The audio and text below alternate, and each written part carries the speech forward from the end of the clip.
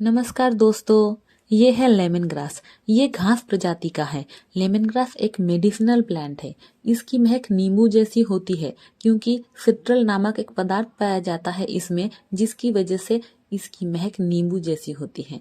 इसको चाय की तरह भी पिया जाता है और लेमन ग्रास का जो तेल निकलता है उसको दवा के रूप में भी यूज़ किया जाता है और ब्यूटी प्रोडक्ट्स में भी यूज़ किया जाता है।